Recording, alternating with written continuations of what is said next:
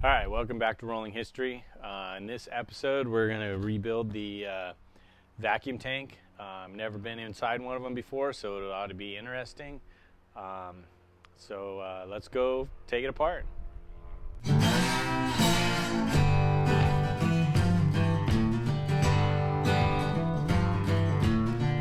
Video, we're going to rebuild the vacuum tank, and I've never actually opened one of these. I have no idea what's inside. So far, none of my cars have required one, but that doesn't mean we can't take a look, and more than likely we can put it back together and make it work. So let's take it apart and see what makes it tick. This is not the actual one that was on the car. Actually, there wasn't one on the car when I got it, so I found this one. One of my friends had it, and I'm hoping it'll do the job. So this one, I can't really read the number on it, but it says it's a Stewart vacuum tank, and it looks just like the one that should go on this car. And it fits in the little holder. Looks like all the pictures of them. And the gasket set that I bought from Myers fits, so I'm pretty sure this is the correct one. And I'm a little concerned because the guy I bought this from has a lot of parts, and he inherited them. He doesn't really know what they are, and a lot of them have been messed with before, and this one's coming apart pretty easy, so that makes me a little nervous. So let's see. It looks like this top piece here, the big round one, lines up with this, and this here looks like it's been soldered or welded back on. I'm not sure what the story is there. Once we wire wheel it and clean it up, maybe we'll see. Hopefully it's not losing vacuum there. Or I can take it over to my buddy Junior and have him weld it up really nice. But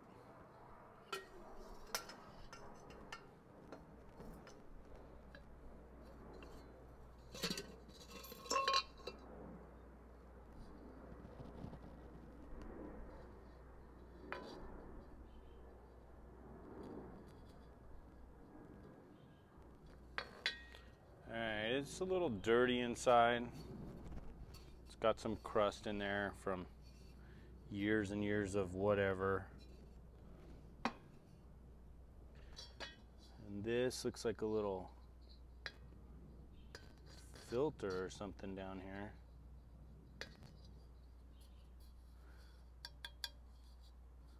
And another little tank.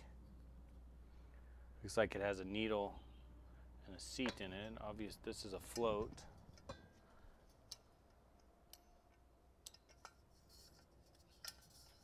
So I guess when it gets up high enough, shuts off the vacuum. Yep, it seems heavy enough to pull it open, so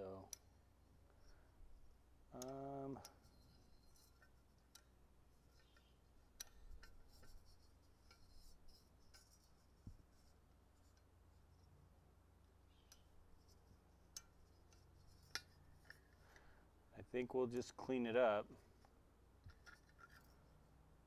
There's a screen here, and these two have some sort of valve that shuts off. Let's see if you can see it this way. See how it closes those two? Whether they seal or not, I don't know.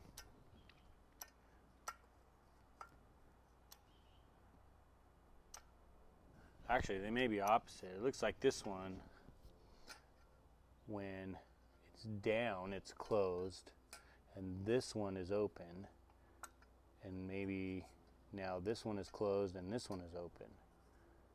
So maybe that's how it gets pressure. When it gets too full, it shuts itself off. We shall see.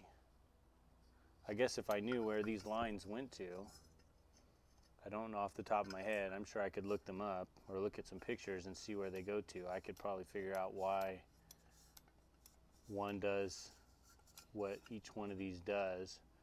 But for now, I'm just going to clean it up. It's going to be a little, there's not really much I can do here. I don't want to take any of this linkage apart.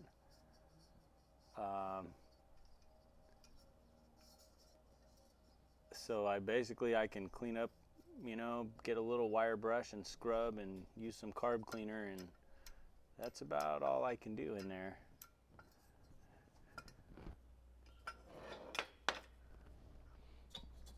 In here I can clean it with like a Brillo pad, I think. Clean it up, and this one too. So let me just get to that, and then I'll clean some of it up, and then we'll come back and see what happens. So I cleaned up as much as I could. All down in here was really dirty. I cleaned all that up. Same thing inside this one. It was pretty dirty, but I got it pretty clean. And I took a real close look at this solder, is what it was. And it looks pretty good. They did a decent job, only it was really bad looking. So I filed it down and made it look a little bit better. So I'm ready to put it all back together now. I mean, there's not much to it. So let's just put it back together.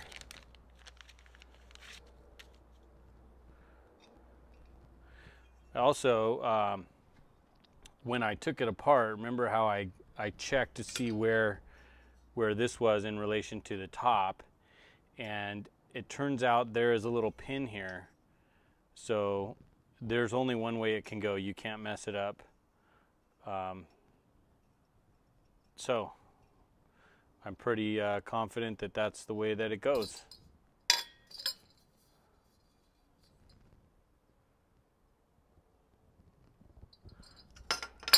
Okay, maybe this has to be done first.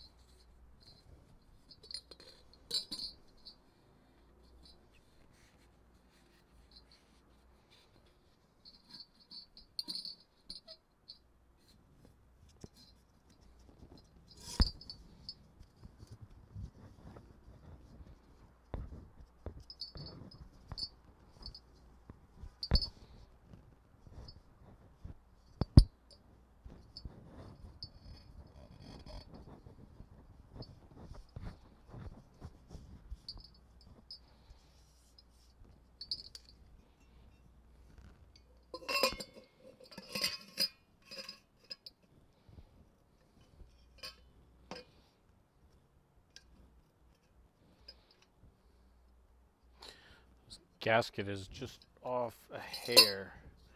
I wonder if they are different.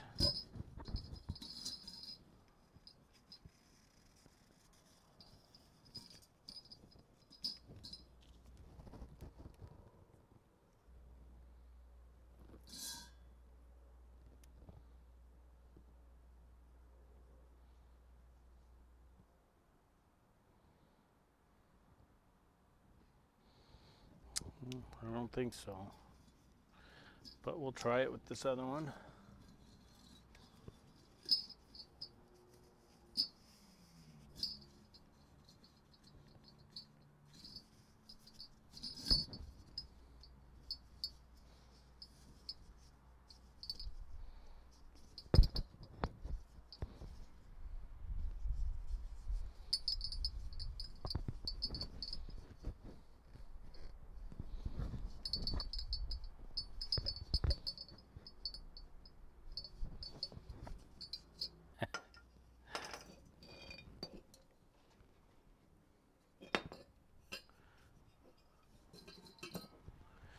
Maybe it'd be easy for me to do it like this.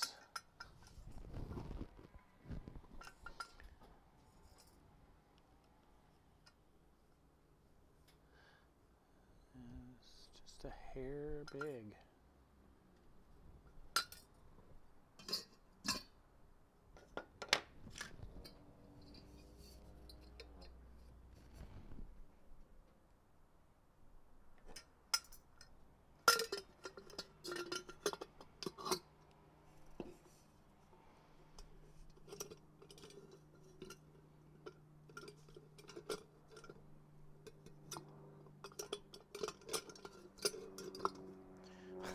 This is not going to be fun.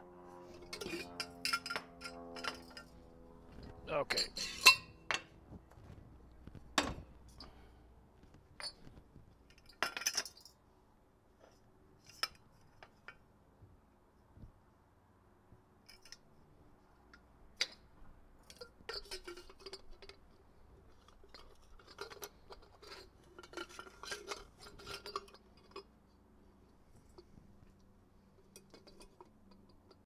Okay, so while I was videoing, putting on the top here, someone tried to call and it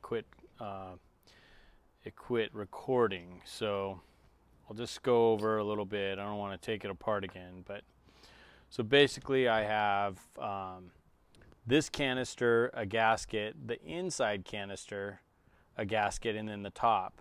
And the trick that I had was lining them all up with all the holes. And also at the same time, there's a little needle valve in there that goes into the tank down below, down here. And you have to line all that up at the same time. You don't want to force it because you don't want to bend that needle valve. Then for sure this thing won't work the way it's supposed to. So, and also that pin lines up right here. So all of the gaskets have 3 holes in a row. And the center one, there's a hole in this casting. And then in both gaskets, and there is also in the little inner canister, there's a 3rd hole there. And then on this outer canister, there's a pin. So they all have to line up right here. Other than that, I just kind of put in my fittings here. This one, I suspect it needs an O-ring. I don't have an O-ring today, so I'll have to take a look at that and see if that's something that it does need, and if it does, I'll put one on there. And these might be swapped. I'm not sure which way they go, but I will check. I'll have to look at another car or some pictures, because I don't have any pictures of my car with these on it because this canister didn't come with it. And when I got the canister, there was one on here, but I don't know if someone just put that on or if that was original. So I'll have to look at a car that is actually running so I can make that determination. But for now, the vacuum tank's all done. I just kind of painted it up a little bit. It's just got that same gray as the engine. I know it's cast iron paint, but everything on the engine is that color, so that's just the way it's going to be. So anyways, that's it for this video, and we will see you next time. All right, thanks for watching this episode of Rolling History. In the next episode, we're going to finish up the motor. We're going to put on the generator, the water pump, exhaust manifold, carburetor. It's going to be a complete engine. I'm just needing to go pick up the generator, and I got to get it off the stand because the way the stand bolts on, I can't put some of that stuff on the engine right now. So that'll be the next episode, and we'll go from there.